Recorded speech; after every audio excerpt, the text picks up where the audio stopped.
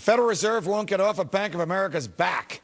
The Fed has eased its unconstitutionally imposed restrictions on 13 banking institutions, which would permit them to raise their dividend payments to shareholders, but not the Bank of America. The Fed ran a series of stress tests, not the kind you and I take at the doctor, but ones they created for each individual bank. And apparently Bank of America doesn't pass muster, so it isn't allowed to declare a dividend on payments, even though its own CEO and its own board of directors and its own shareholders think it should do so. The people who own the bank have decided that they can share some of the profits. The Fed says no. Here to discuss are my Freedom Fighters Fox Business Stocks editor and my colleague Elizabeth McDonald, Goldwater Institute president and CEO Darcy Olsen, and Democratic strategist Tara Dowdell. Tara, to you first. What business is it of the Federal Reserve if shareholders get together, form a bank, hire management, make a profit, want the bank to distribute the profit? How can the government or the Federal Reserve, which is a private bank with governmental powers, interfere with that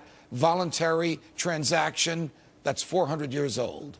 Judge, in a perfect world, I don't think that the government should be in the business of regulating banks' dividends and whether they pay those dividends out to their shareholders. But here is the larger issue in this instance.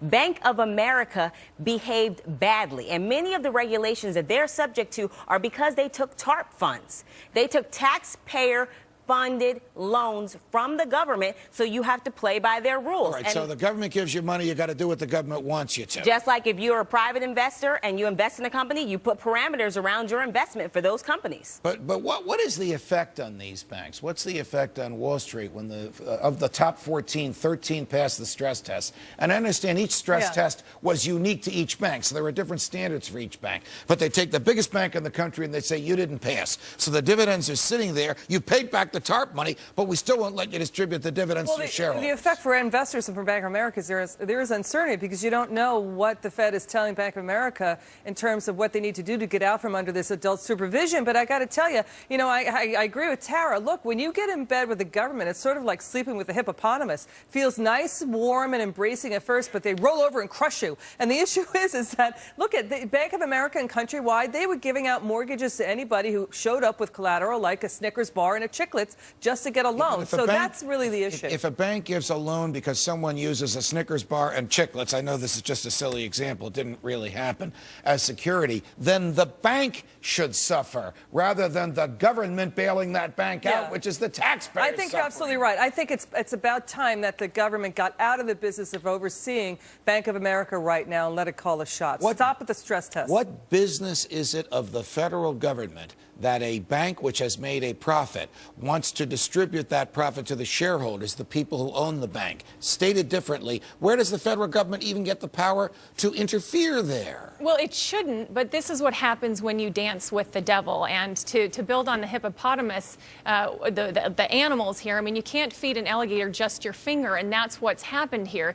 You take that money, they trade it in their autonomy, now they can't call the shots, and the problem is for the consumer at the end of the day. What about the banks that were forced to take TARP funds, that didn't want them and didn't need them? We all know about this. We even know what banks they are. But we're threatened with FDIC audits, which can cost a bank a fortune, as you know, if they didn't take TARP funds. That's the government forcing you to accept its welfare and then forcing you to accept the strings that come with the welfare. You don't agree with that, Ms. Dowdell, now, do you? I don't agree with forcing anyone to take those funds, but some of those banks that allege that they were forced to take the funds then had to raise money to pay the funds back. So if you have the capital, why do you then need to raise money to pay the funds back? Well, I mean, their stocks could have taken a shot, but BB&T didn't want the funds. BB&T Bank did not want that money at all. BB&T is the classic example. At the time, it was the 19th largest bank of the country. It was cash flush. It had no bad debts and had no bad mortgages, and they were threatened with an FDIC audit, which would have depreciated the value of their stock and cost them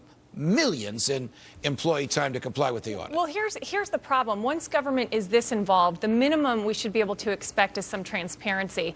You know, nobody knows if B of A is good or bad because there's no information there. Right, or they have to do asset sales or restrict executive compensation. I want to switch gears to something else the Fed is regulating. If regulating dividend payments isn't bad enough, now the Fed is telling some banks what they can charge retailers when customers use their debit cards. This is more unconstitutional and foolhardy market meddling by the Fed that will no doubt cause more harm than good. But Ben Bernanke said yesterday, the chairman of the Fed, that small community banks will be exempt from these rules. Why are large banks being punished by the Fed? So, Tara Dowdell, if the large banks have a cap on what they can spend and a charge, and the small banks don't, then the customers at the small banks are really paying for the customers at the large banks. Well, small banks don't have a history of trying to make us, the taxpayer, pay for their mistakes. That's not their history. The large banks had a free-for-all. We talk about the free markets. It became a free-for-all. And now they're trying to raise these fees and crush the consumer to pay for their mistakes. Let me raise this with you, Elizabeth. I think it is utterly outrageous that a bank would charge you to use a debit card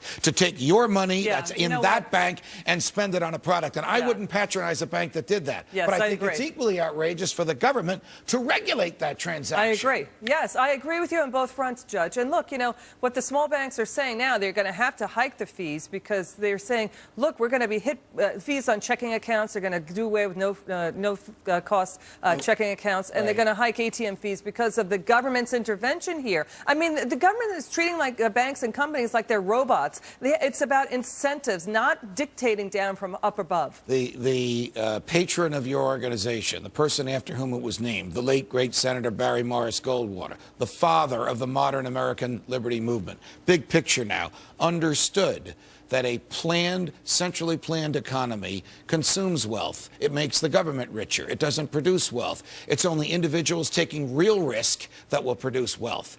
Hasn't the federal government learned this lesson? Well, apparently not. I mean, this is the problem we've got here. There's no reason at all for the government to be coming in and telling these guys how to structure their businesses.